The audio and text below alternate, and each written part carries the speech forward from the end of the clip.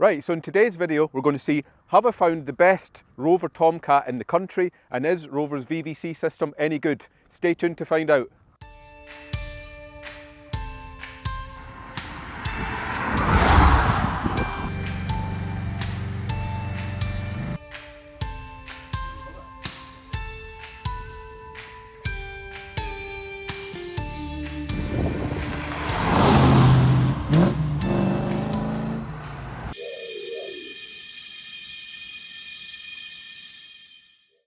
Right, so let's get started on this Rover. Right, so what do we know about this one? So it's a very late R8 on, it's a 1997 on a P plate. I think they maybe stopped doing the coupes 1998. So this one's fitted with the later style bubble dash.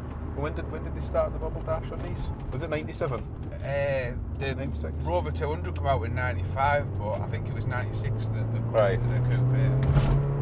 Right, so you've owned this one since 2021. You got it in a classic car auction, or car and classic auction, car, yeah. should I say.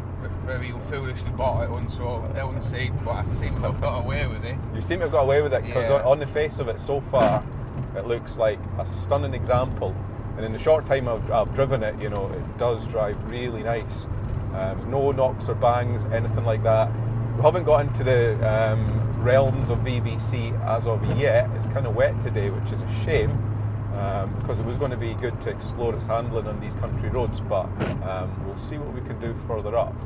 Because I've never driven a VVC engine, one of these. So I think they put out 143 brake, and the VVC, well, that stands for variable valve control. So these differ from the Honda setup, where it's actually the inlet valve duration that is altered. I can't remember by how much. I did read it this morning. I can't remember the exact number. But I guess what that means in real terms is you've got a flat torque curve, not a very high torque curve because it's naturally aspirated, but yeah, nice flat torque curve. So the car's responsive through the rev range.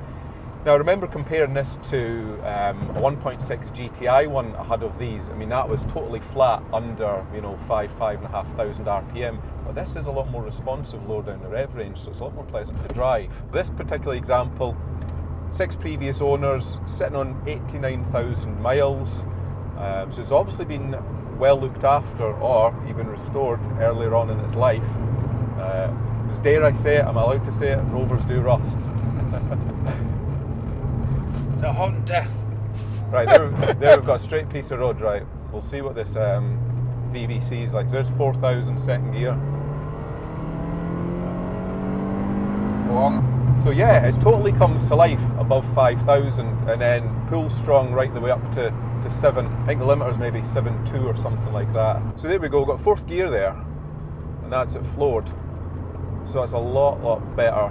Look, that's a lot more responsive certainly than the non-VVC ones, in my opinion. They were pretty dire, you know, torque-wise, lower down the rev range, but yeah, this is pretty decent. The seating position for these, anybody that's owned or driven one of these, you know, you're kind of sitting on top of the seat. You sit quite high up, even when it's adjusted down as low as possible. So it's a little bit unusual, but it's not too bad. Right, well, we do a wee first gear pull.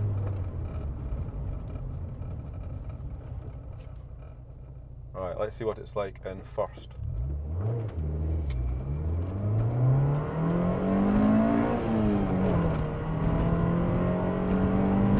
Goes alright. Yeah, For what it is. That, yeah. So you know what, for 143 brake, I think it's actually pretty impressive. I mean, these are very light as well. What we said, 1,100 kilos, 1,200 kilos? Yeah, 1,200-ish, I think. Something like that. You know, if you keep the revs up, keep it in that sweet spot, you know, it's pretty respectable.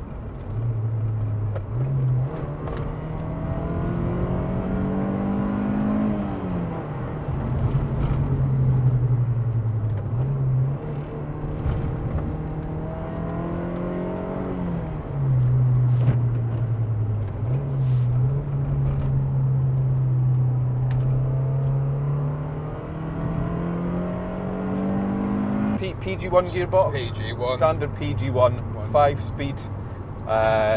when you drive it, you know, there is quite a long throw when you're going through the gears, but it doesn't seem to be too much wear actually. You know, I'm having no problems finding all the gears. Clutch pedal travel, there's quite a long travel on these as well as standard, and it bites quite high up. So I'm not sure if it's original clutch in this one, could possibly be. There's no slippage or anything like that, or judder when you're taking up, so certainly the transmission side of things is pretty good. No crunches between gears either. It does drive really nice. So as we said, suspension, we can't really test out the suspension too much today with the conditions, but it will understeer.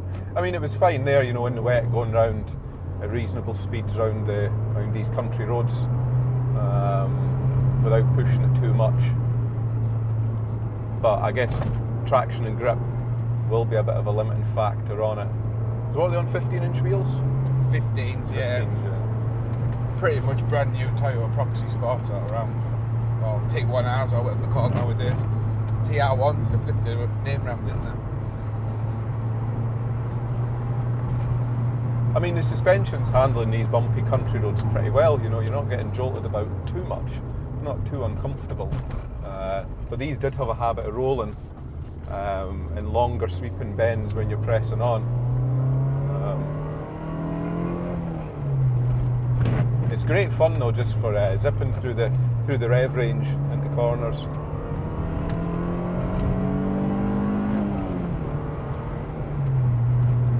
Okay, let's start with a wee walk round. So check out the condition of this one.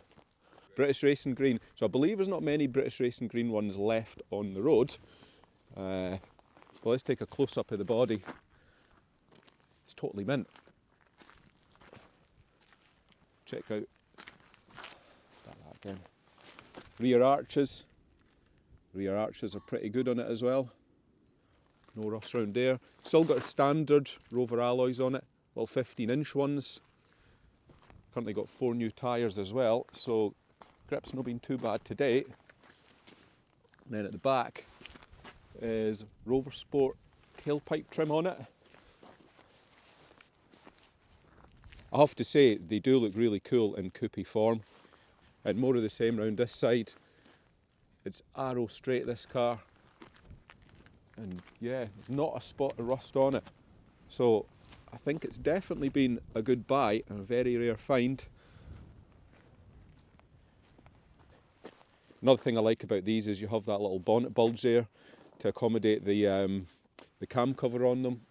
Right, edit that one. You don't actually need it for the VVC. That was just for the T series, but they left it on. But you know, I agree. I think it looks quite cool. So I'd have probably left it on too.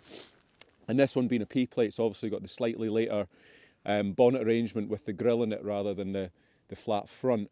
The only bit of body damage that I found on the car was a wee bit of bubbling here on the spoiler, but that's going to get repaired later this year, and there's a tiny bit of damage on one of the door trims. But yeah, a really nice looking car for the time. T-bar roof on them as well. I believe not only do the T-bar panels come off, but the central support also comes out. But we'll not try that today because we will get soaked. Right, let's take a wee look under this bonnet. So K-Series 1.8 VVC. So this one, as we were saying, this has had head gasket replacement, haven't they all? Power steering pump. As you can see down there, there's a brand new radiator in it as well. So I think one of the most notable things of the Rover R8 was the quality of the interior. I always felt it felt like a car that was, you know, the next level up, rather than it just being, you know, the small hatchback size. But this one's been retrofitted with full leather. It's a light grey colour, it's in excellent condition, and you know, these seats are pretty comfy, I think. But when you stand back and look at it, you know, it does look really classy. You've got leather on the door trims there as well. So a tiny bit of wear on the door trim itself, but you know, it's nothing major. And then this one's fitted with the later steering wheel with the airbag in it. And then having a look in the back, I mean, these rear seats have probably never been sat in. And they're quite scalloped out there as well.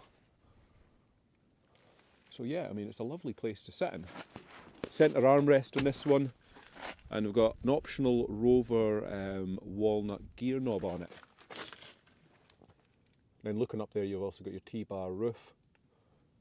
So it's a nice, light, airy cabin. What does everybody think of the dashboard? So this is a later bubble style dashboard than this one. Got some wood trim there, usual Rover wood trim across the top, and then the dials on these are a wee bit smaller than the older R8s, but very similar layout. Electric mirror controls down there. Now, if anybody does happen to have a spare one of these door cards, please, smokestone leather. I know, I'm not really asking much. If anybody has one of these though that's in excellent condition, drop me a message in the comments, because the owner would like to get that one sorted. Right, so we're now reaching the end of our video on the Rover Tomcat, and what do I think? So I guess the question we posed at the beginning was, is it the best one that we've seen in the country? Well, you know, find a better one, I guess. Find a better VVC. There's no rust on it. The interior's mint, apart from a slight little defect on that door. So I don't really know if you would find much better one. You might find a lower mileage one. But overall, you know, I wouldn't have any problem purchasing this one. Secondly, the VVC system. Is it any good? So in my view, what the biggest advantage of this VVC system is that you get the torque lower down, you get the drivability lower down. So yeah, it's great fun, you know, when you're above 5,000, but you're not above 5,000 revs, you know, all the time, everyday driving. I just think the biggest improvement has come from the bottom end drivability. So for me, you know, I think it's a thumbs up for me for that VVC system. So I hope everybody's enjoyed this review. If you'd like to get your car featured, drop me a line in the comments or an email. Thanks for watching.